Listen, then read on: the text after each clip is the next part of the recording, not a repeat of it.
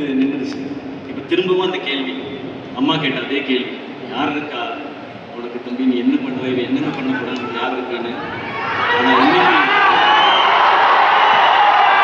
அம்மா இன்னைக்கு உனக்கு சொல்லணும்னு தோணுதுமா, இங்கே உன் பையனுக்கு இவ்வளோ பேர் இருக்கு.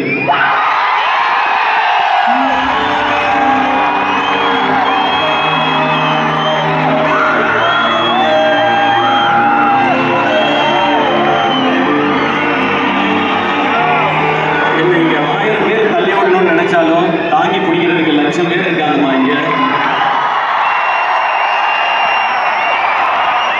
கார் வாங்கினப்ப, வீடு வாங்கினப்ப அப்பெல்லாம் நம்ம நல்லா இருக்கோம், வசதியா இருக்கும்னு தான் தோணுச்சு. ஆனா இந்த செகண்ட் இன்னைக்கு இங்க நம்ம ஜெயிச்சிட்டோம்னு தோணுது.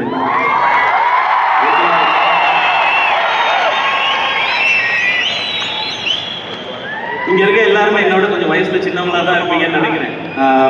உங்களுக்கும் என்ன மாதிரி நிறைய கனவு, ஆசை, லட்சியம், ஜெயிக்கணுன்ற வெறி எல்லாமே இருக்கும். அதனால உங்ககிட்ட இதை சொல்லணும்னு நினைக்கிறேன். நம்ம இந்த மாதிரி கனவு, லட்சியம்லாம் வச்சிருக்கும் போது சுத்தி நிறைய பேர் சொல்லிக்கிட்டே இருப்பாங்க, உனக்கு எதுக்குடா இந்த தேவையில்லாத வேலை, நீ என்ன பெரியவனா, நீ என்ன ஹீரோவான்னு கேட்பாங்க. நீங்க எல்லாரும் சொல்லுங்க, ஆமாடா நான் ஹீரோ தான். ஹீரோ, என் தகுதியை நான் தான் முடிவு பண்ணுவேன்னு சொல்லிட்டு போயிட்டே இருங்க. நம்மள மாதிரி தனியா வர்றவங்களுக்கு உழைப்பும் கனவும் தான் பேக்ரவுண்ட். அந்த கிரவுண்ட்ல நம்ம ஆடுறது தான் கேம், நம்ம அடிக்கிறது தான் சிக்ஸ். அங்க பாரு சிக்ஸுக்கு அங்க இருக்காரு ஆளு சிக்ஸ் அடிக்க. இன்னைக்கு கூட ஸ்டார்ட் பண்ணுங்க.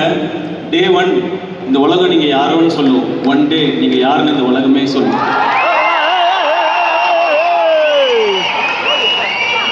இப்போ நான் சொல்றதெல்லாம் என்னை பிடிச்சவங்களுக்கு நம்ம அண்ணா இப்படி வந்துட்டாரு, நம்மளும் வந்துட முடியும்னு தோணும். என்னை பிடிக்காதவங்களுக்கு இவனே வந்துட்டான், நம்ம வர முடியாதான்னு தோணும். எப்படியும் நான் சொல்ல நினைக்கிறது